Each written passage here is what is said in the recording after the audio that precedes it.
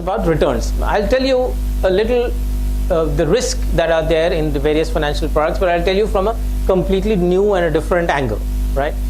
Normally, people look at risk relating to a particular product area. What is the risk of investing in equity, or what is the risk of investing in bond or insurance, and so on and so forth. That's one way of looking at the risk.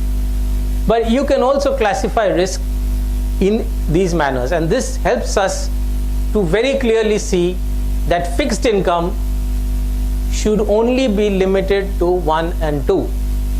Fixed income coming under 3 or 4 is not really fixed income.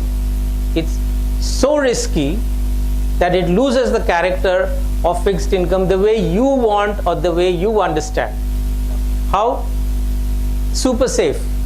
If you have cash or if you have government bonds held to maturity, nothing can happen to your principal. That is fixed, right?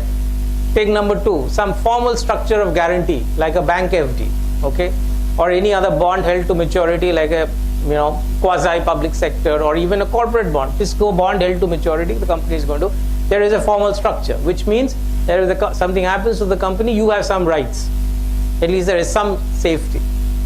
Moment we move out of these two categories, we have a lot of fixed income type of products. Just because they have a coupon or they have an interest or that you get regular income doesn't mean that they have the same fixed income character that you are looking for, which is safety or principal. Traded bonds, bond funds, these two among all this are also passed as fixed income. Debt mutual funds, for instance. Now you can call it bond funds, you can call it debt mutual funds, and so on.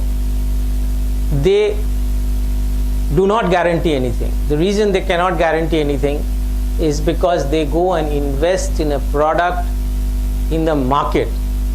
The market prices of those products fluctuate. So depending when you buy, you may actually incur a loss in your principal. So if you buy a bond fund at a time when interest rates are low and then the interest rates start rising, maybe even 2 percentage points, the value of your bond fund is going to go down by 20-30%. That is going to be a loss for you. Why? Because they are market linked. Please try to understand the significance of a market linked fixed income product. That is not something which we should ever buy unless we are skilled at market timing. If you keep your eyes open and you've trained yourself that this is the time to buy a bond because bond prices are going to go up, like stock prices go up in certain situations, then only you should buy a fixed income product with an underlying market linkage. Otherwise, it is a market linked product exactly like stocks. They go up and down. Unlike your bank FD, where the principal does not go up and down. The distinction should be very, very clear. And then, of course, the speculative fixed income products that I described earlier with all kinds of shady bonds that are